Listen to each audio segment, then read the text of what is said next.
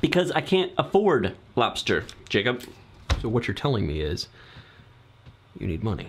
If that were an option, that would be fantastic. I got a couple of ideas that have a potential to make a lot of money. Talking about six figures here. I didn't want to say anything because you had a job. I mean, I kind of would have preferred that you told me when I had a job, because I only make like $30,000 a year. I know. Just pump the brakes.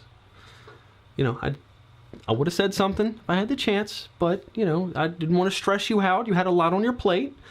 But, I mean, that doesn't matter now. I'm asking now. Do you know Craig? Little Craig? Yeah, little Craig from down the street. He was really confident in my ideas, so he actually quit his job and works full-time with me now.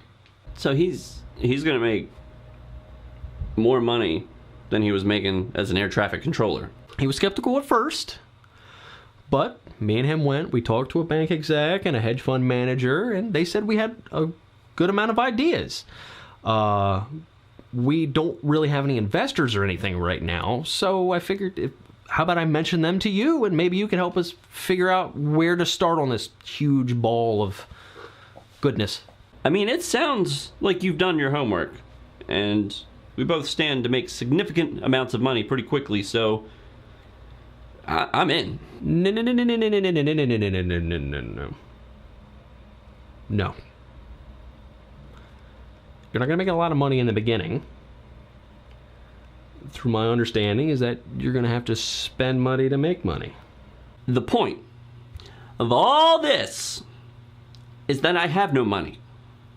So if there's any money that needs to be invested, it's coming from you. So do you have the money to start this whole thing up? I had money. Turns out it was just enough for 2 shots of tequila and half a blowjob. Half a blowjob. See, there was a coupon. I had a coupon, and it had a very, very specific wording, and it said blowjob half off. And it turns out that I thought it was half off the price, and what it was half off the action. So that was my bad decision. But speaking of decisions,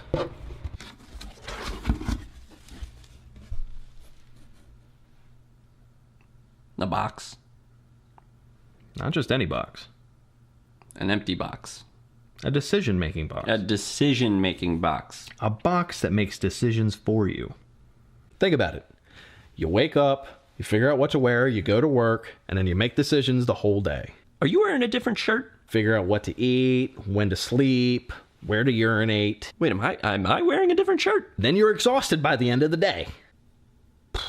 Weren't we just in the basement? Wouldn't it be easier to have a box to take care of all those decisions for you? So this box has everything. Your beverages, your hair care products, your skin care products, your glasses, your nose care products, your clothing, your shelter, the food and dog treats for your dog. It's all in there. The only limit that you have is your imagination. So what if you don't have a dog? Like, can you opt out of having the dog stuff in the box and then save yourself a few bucks? Not really, because that dog is already in that box. There's nothing that you can do about it. That future you is going to get that dog. Even though now that you currently do not want a dog, or the past you does not want a dog, matter of fact, that past you already did not want a dog more than you don't have that dog already. So that future you is going to get that dog, because that dog is in that box. You don't know if it's dead, you don't know if it's alive, you don't know if it's under concrete, if it's a goldfish. You have no clue what is in that box. The only thing that is separating you between that box and that dog and that future you is time itself, and you cannot travel time itself to tell that future you whether or not you want that dog or not, because your future you has already told you that you wanted that dog. So buckle up, bucko, because there's nothing that you can do about it. It is in that box, concreted, sealed, possibly dead. We don't ever know. I didn't know that I wanted a half a blowjob until I got that coupon. Are you putting a dog in the box? Maybe. These are your decisions. What if you're in some sort of terrible accident and you would lose your leg? There's prosthetics in the box? Could be. I don't know. You don't know. Endless possibilities here. We're making dreams. We're doing things. Far be it from me to slow your momentum, but what is this going to cost customers? Glad you asked. The way it'll work, logistics on this, is that what we're going to do is we're going to subscribe to all the boxes. I mean, you're talking like Nerdbox, Owlbox, Brightbox, all of them.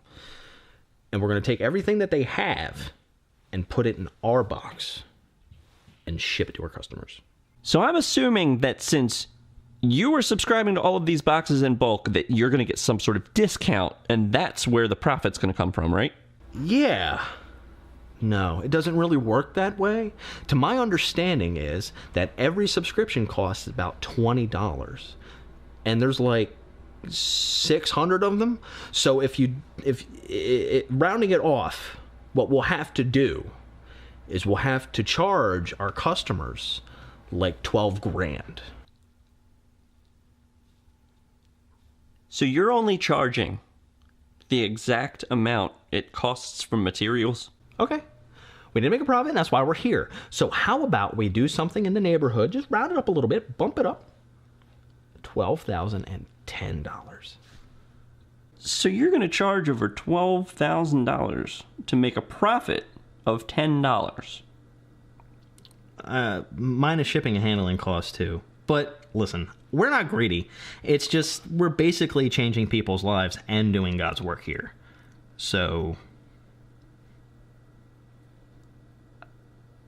okay. I see that you have some reservations. Native Americans have reservations, Jacob. I don't even think there are words for what I have right now. Let's simplify things a bit.